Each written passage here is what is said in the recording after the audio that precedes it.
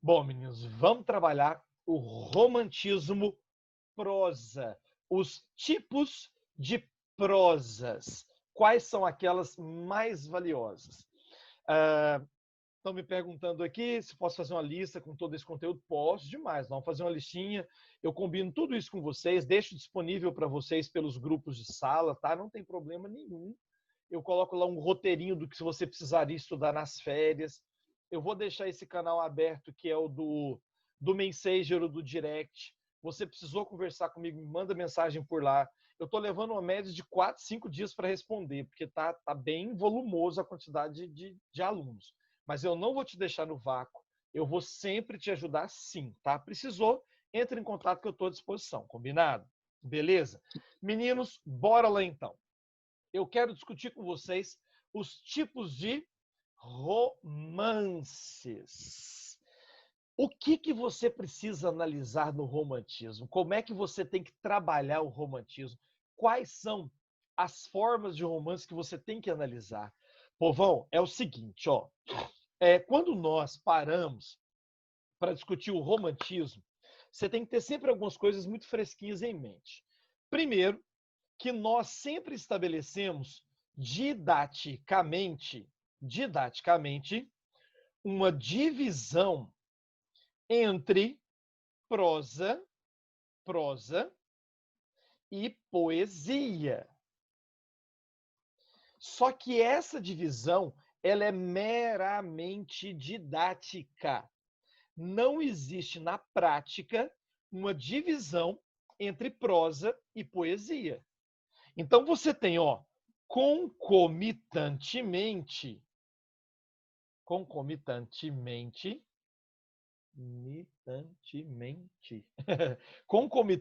você tem tanto a publicação de prosas quanto de poesias, indiferente das gerações, viu? Concomitantemente, produções e publicações de prosa e poesia. Então, o que normalmente a gente costuma fazer? Em sala de aula, ou aqui, né, também em sala de aula mais virtual, a gente divide assim, ó. Poesia, tá, então nós vamos discutir o quê? A primeira geração, segunda geração, terceira gerações, ou geração, né? Nós dividimos assim, prosa. Prosa, a gente divide didaticamente entre prosa urbana, prosa regionalista e prosa indianista. É assim que a gente divide, tá? Mas você está vendo na prática o pau torando ao mesmo tempo. Então, José de Alencar está publicando o Guarani ao mesmo tempo que o Álvares Azevedo está publicando seus poemas góticos, ao mesmo tempo que o Castro Alves está publicando seus poemas engajados, ao mesmo tempo que o Gonçalves Dias, no finalzinho da sua vida, está publicando textos nacionalistas.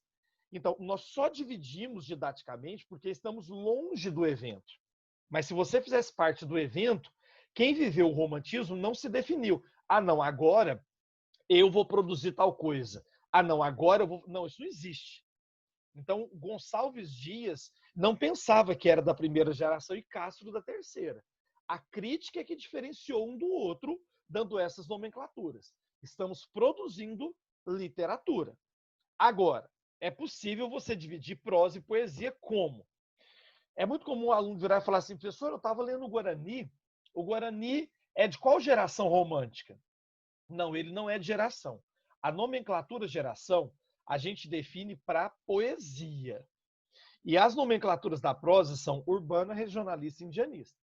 Então é outra nomenclatura para caracterizá-las. Na aula passada, eu estava mostrando para vocês esses três autores. Aí eu peguei a Moreninha e discuti a Moreninha com vocês. Mostrei para vocês que quando se fala desse tipo específico. Eita, o trem tá doido aqui.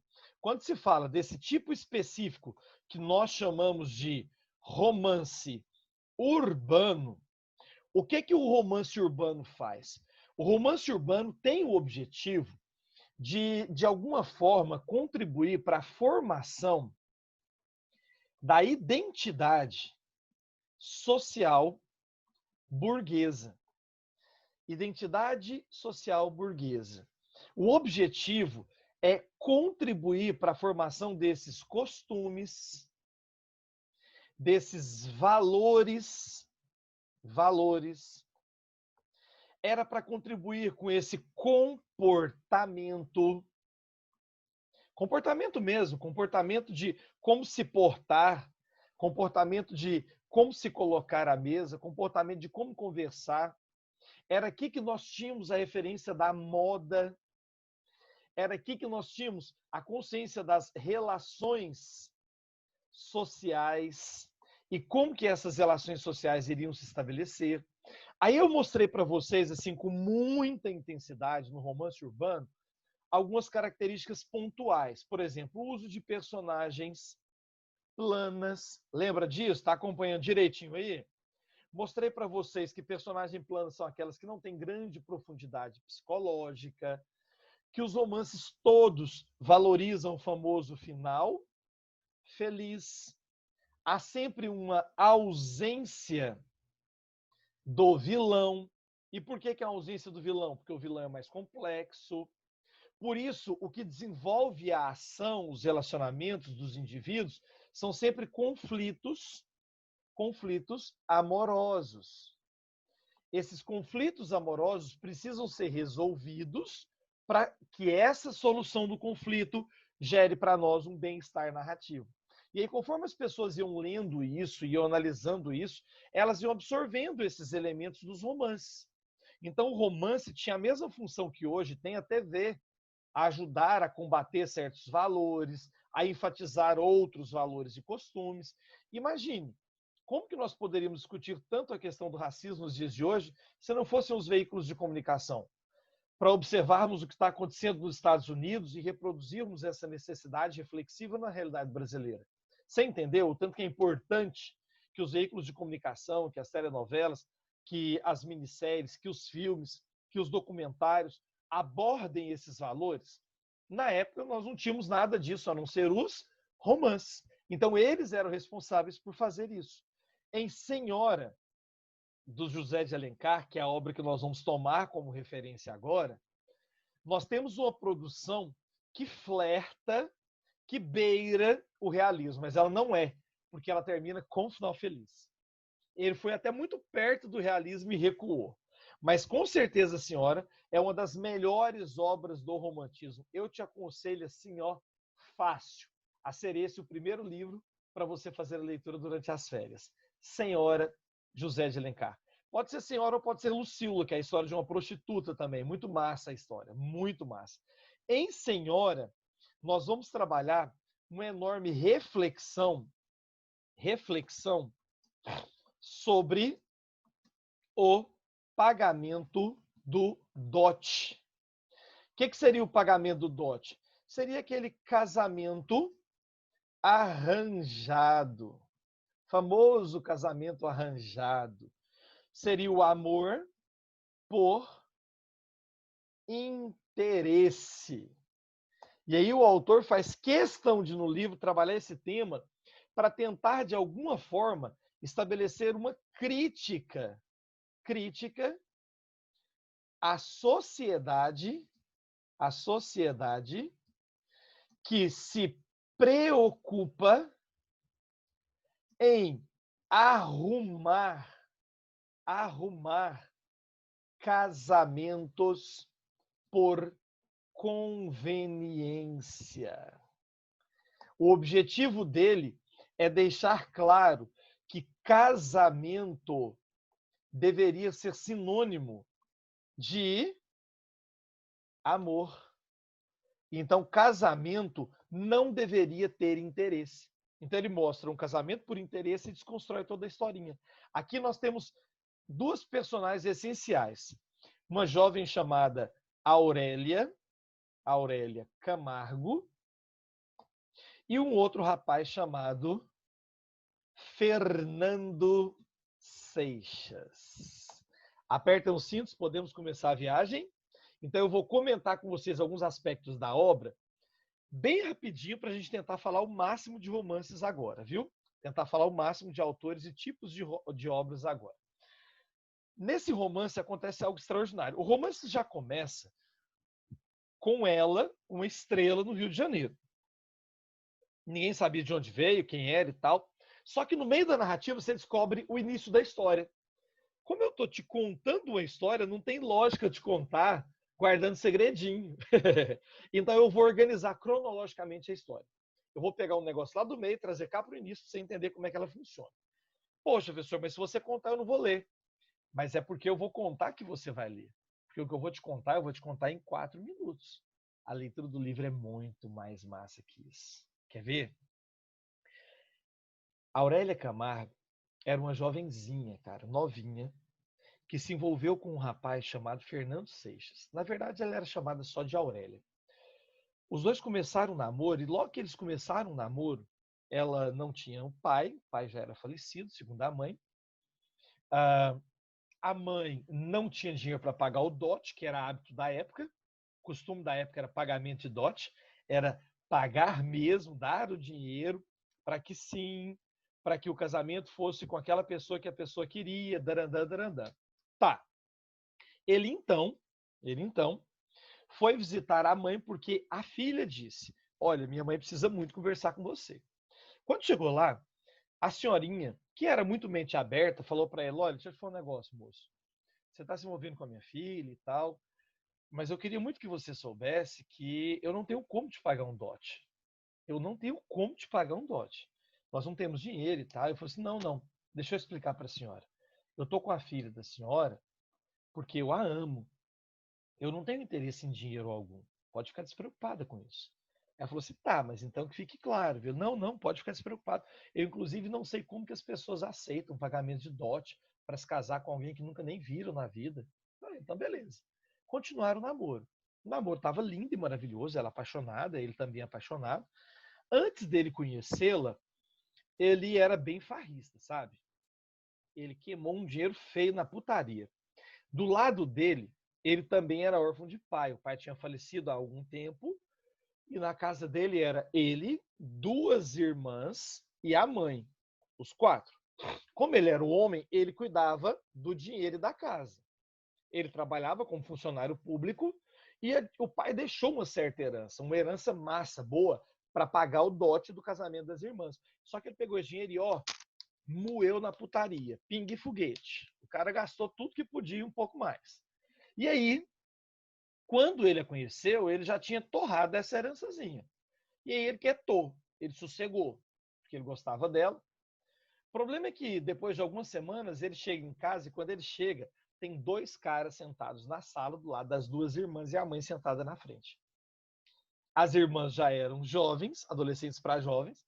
Ele achou aquilo estranho. E aí, automaticamente, a mãe disse: meu filho, esses rapazes que você está vendo aqui, ó, são pretendentes da sua irmã, das suas irmãs. E eles vieram para propor casamento. Eles querem se casar com as suas irmãs. E ele, então. E aí eles falaram: olha, nós também somos muito contrários a esse negócio de pagamento de dote e tal, né? Mas assim, como nós estamos começando a vida, nós precisaríamos de algum valor. E aí eles colocam o valor do dote bem menor do que o valor que normalmente se cobrava. Um valor bem menor mesmo. Qual que era o objetivo deles? Como nós amamos as meninas, nós queremos nos casar com elas, só que o dote seria para a gente começar a vida. E aí ele fala: tá, eu vou pensar e eu falo para vocês. As meninas ficaram desesperadas, porque o dote era super em conta. E aí, quando os dois saíram, ele virou para a mãe e para as irmãs e disse a verdade. Falou assim: olha, sinto muito, mas eu gastei o dinheiro do dote. Elas subiram para o quarto chorando e tal. Ele sentiu-se super responsável, é óbvio, porque foi ele que acabou com o dinheiro que o pai deixou, ficou desesperadão. No dia seguinte foi ver a Aurélia. A Aurélia sentiu que ele estava diferente, o que foi e tal, e ele: não, não foi nada não, pode ficar tranquilo. Então tá, beleza. Vida que segue, né? Quando ele estava voltando para casa, um senhor o intercepta e fala assim: o senhor é o Seixas? Fernando Seixas? Sim, sou eu mesmo. Eu sou pai de fulano de tal E eu sei que é estranha essa abordagem assim, mas eu queria propor para o senhor um negócio. Eu falei assim, pois não. Eu queria propor para o senhor casamento com a minha filha. Ela está apaixonada por um homem, eu não quero que ela se envolva com esse cara. E eu sei que para curar as feridas de um amor só com outro. Então eu queria que se casasse com o senhor. Eu te pago tanto de dote. O valor que o cara propôs pagar em dote daria para pagar os 2 dotes das 2 irmãs. E ele ficou naquela, e agora? Se ele aceita casar-se pelo dote, ele resolve o problema das irmãs, mas abre mão do seu amor. Se ele diz não para o cara e se casa com a Aurélia, ele estaria abrindo mão da felicidade das irmãs, e ele foi o responsável pela cagada com elas. E aí, fazer o quê? Ele disse sim para o cara. Ele aceitou o dote. Poxa, e ele foi lá e falou o que para a Aurélia? Falou merda nenhuma. Ele sumiu da vida dela. Ele fez a pior escolha de todas. Ele sumiu da vida dela. Olha que absurdo. Ela, muito triste, a mãe disse: minha filha, é óbvio que ele sumiu da sua vida porque nós não temos o dote para pagar. Não, ele é diferente. Passou uma semana, 2, um mês e nada. Para acabar de coroar a desgraça, a mãe dela falece. Ela fica órfã de mãe. Estava à véspera de ser despejada. Quando apareceu um senhor com a pasta e falou assim, você é a Aurélia? Eu disse, sim, sou eu. A Aurélia Camargo? Eles, não, a Aurélia. Eu falei assim, não, você é a Camargo. Não estou entendendo. Eu estou aqui representando a família Camargo, a família do seu pai. Eu falei assim, não, meu pai morreu quando eu nasci. Minha mãe me disse isso. Eu falei assim, não, seu pai realmente faleceu, mas há algum tempo. E aí ele contou toda a história. Ele disse a história de que o pai dela era namorado da mãe dela, que o avô dela obrigou o pai a se casar por conta de um dote, e quando o pai se separou da mãe dela para se casar por um dote, o que o pai não sabia era que a mãe ficou grávida. E aí o pai só ficou sabendo disso anos depois. E a pensãozinha que ela recebia era um dinheiro que ele mandava. No leito de morte, ele contou isso para o pai dele, o avô. E o avô teve a missão honrosa de tentar encontrar a neta, já que do outro casamento ele não teve filhos. Só que nesse período em que estavam tentando achar essa neta, o avô também morreu. E ela se tornou herdeira única de todo o patrimônio da família, que era riquíssimo. Então, de repente, ela ficou riquíssima. E aí, quando ela ficou rica demais da conta, disseram para ela, olha, seria muito bom se você se refinasse. E ela disse, beleza, vazou para Paris. Chique, não é não? Meninas do meu Brasil baronil, meninas da aula, diz para mim um negócio, ou pelo menos pensa daí. Com dinheiro dá para virar uma outra mulher ou não? Lógico que dá. Com dinheiro até eu viro uma mulher linda, maravilhosa, plena, esplendorosa. Eu ia fazer um preenchimento aqui ó, da sobrancelha, tá vendo? Eu só tenho metade. Você ia ver o tanto que ia ficar natural. Chique demais. Gente, dinheiro é a diferença de tudo. Ela vai para Paris e aí quando ela volta de Paris, uns 4 meses depois, ela volta completamente mudada, completamente transformada. Ela volta poderosíssima. Ninguém a reconhece. Aí esse é o início do livro, sacou? Quando aparece essa mulher que ninguém sabe quem é. Só que agora você já sabe, porque é isso que você saberia no meio do livro, eu estou te contando no início.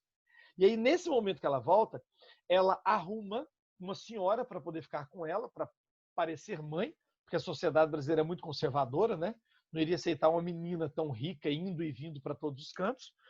E arruma um cara que vai servir como título procurador. Aí ela fala para ele, procura o Fernando Seixas e veja se ele tá casado.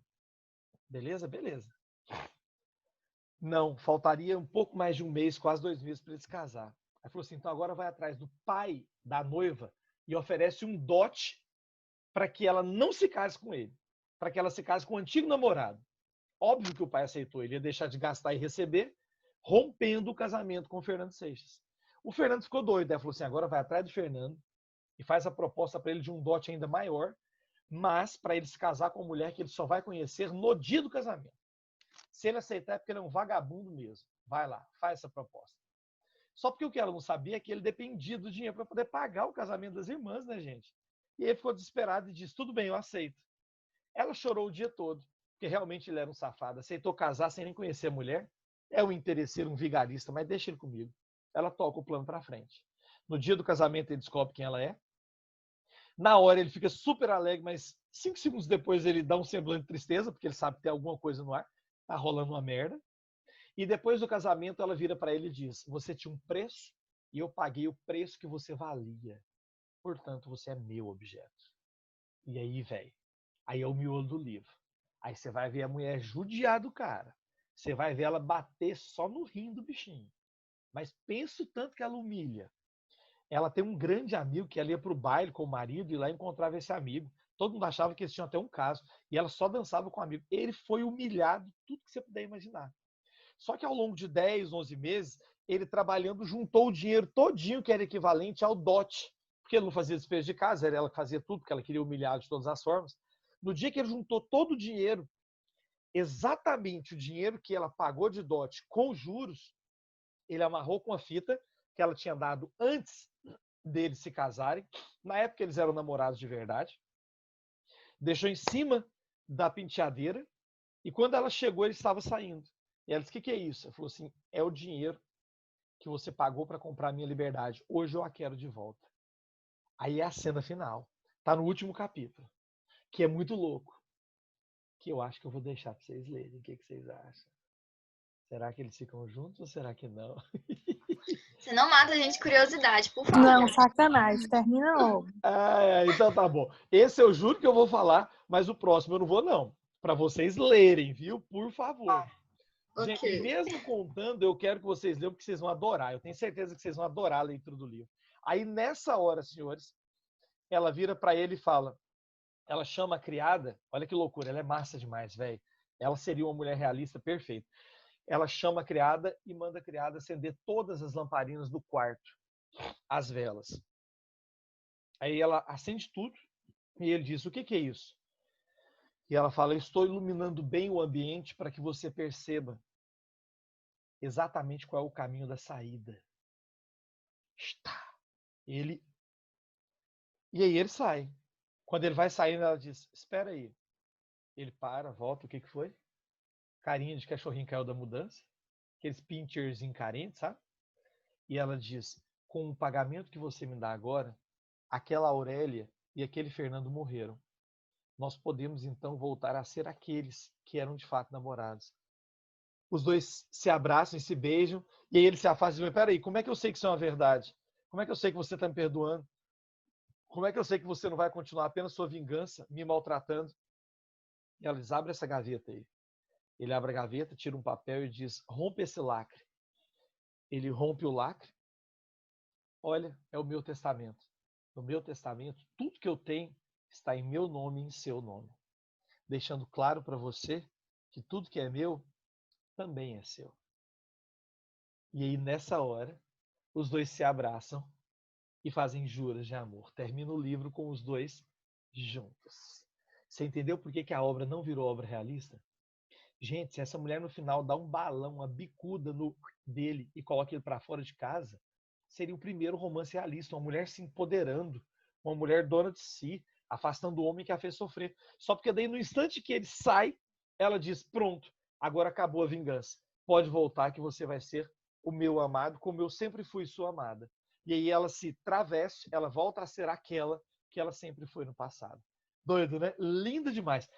Eu sei que vocês odiaram o final e eu tenho consciência disso, mas faça a leitura que você vai descobrir que ele é muito mais massa do que o que eu estou dizendo. Isso aqui é só para te instigar mesmo. Ó, Memórias de um Sargento de Milícias é uma obra que adianta bastante as características do realismo. É quando vocês verão surgir o primeiro malandro brasileiro. É ali que vai surgir a figura do Leonardinho, um anti-herói. Que eu vou passar muito material e vocês vão ler bastante sobre isso, viu? Memórias de um Sargento de Milícias é uma obra muito legal que vale a pena vocês lerem bastante a sinopse dela, tá? Passando por aí, as duas últimas que eu preciso citar são essas. O romance indianista. Qual é a diferença do romance indianista para o romance que nós acabamos de fazer, o romance urbano? A diferença é muito simples, senhores. Quando falamos de romance indianista, o que nós estamos fazendo aqui é estabelecendo a construção da figura de um herói nacional. é a construção da figura de um herói nacional. Você tinha na Europa o cavaleiro medieval. O cavaleiro medieval, ele seria um símbolo de justiça. No Brasil, nós temos a figura do indianismo. Então, significa na prática que o mesmo valor que o cavaleiro medieval tem, o nosso índio também possui. E aí você tem 3 grandes obras indianistas. São elas o Guarani, Iracema e o Birajara. Em o Guarani, o índio aproxima-se do branco, por isso que é uma obra muito fácil de se ler, onde o herói parece muito com os heróis medievais. Em Iracema, o branco se aproxima do índio, é um branco só que é absorvido pela tribo. E em Ubirajara, ele juntou os índios. É uma tribo com outra, é uma história que só gira em torno da figura do índio, o que é muito massa. Isso daqui é o que nós chamamos de... Ops, passou batido ali, peraí. Eu queria colocar no chat. Isso aqui é o que nós chamamos de projeto nacionalista. Como que ele aprendeu tanto sobre o índio? Por meio do IHGB. O que é o IHGB? Instituto Histórico e Geográfico Brasileiro. Instituto Histórico e Geográfico Brasileiro. Aqui ele vai construir a ideia do nosso índio herói e como o índio deve representar a nossa cultura. Coloquei fragmentos que eu quero, obviamente, que vocês leiam. E, por último, senhores, um romance regionalista. Lembra que eu te falei de inocência? Qual é a diferença do romance regionalista para os outros que eu já citei até agora? O romance regionalista, ele vai nos mostrar o processo de interiorização do Brasil. Processo de interiorização do Brasil, mostrando a natureza, mostrando os costumes, mostrando as tradições, mostrando a linguagem, mostrando a realidade do sertanejo. E talvez o elemento mais importante de todos, senhores, seja esse daqui, ó, a honra. Ele mostra muito bem como a honra é importante. Palavra dada é palavra lacrada. Se eu dei minha palavra, por exemplo, se eu falei que minha filha vai se casar com o cara, eu prefiro ver minha filha morta do que vê-la se casando com outro homem. Então, dos romances indianistas, te aconselho a ler o Guarani ou Iracema, que é menorzinho, que é lindo demais. Dos romances regionalistas, te aconselho a ler Inocência do Visconde de Tumé. Você tem Bernardo Guimarães, Franklin Távora, José de Alencar, mas Visconde de Tumé criou uma história que é a nossa história Romeu e Julieta brasileira. É um prático farmacêutico, foi para o sertão, lá ele era considerado doutor, e lá no sertão ele se apaixona por Inocência, que tinha sido prometida para um cara chamado Manecão. E ele vai fazer de tudo para ficar com essa mulher. E no final ele vai morrer com um balaço no peito dado pelo Manecão. Ela, por sua vez, que estava doentinha, para de tomar os remédios porque o seu amor não volta, para de se alimentar e adivinha? Morre algumas semanas depois. Eles preferem a morte que a distância pelo amor. São obras lindas que vocês precisam mergulhar nelas, viu? Então leiam, meninos, durante as férias. Leiam tudo isso. Quando voltarmos, nós já voltaremos com Machado de Assis. O gênio Machado de Assis, viu? Galerinha, entenderam direitinho? Qualquer dúvida, me procurem pelas redes sociais. Olha que massa, velho. Vocês ajudaram pra caramba. No final da aula, nós já aumentamos para 36. Lembra que eu te falei na última aula, estava em torno de 39? Quase chegamos naquele número. Obrigado pela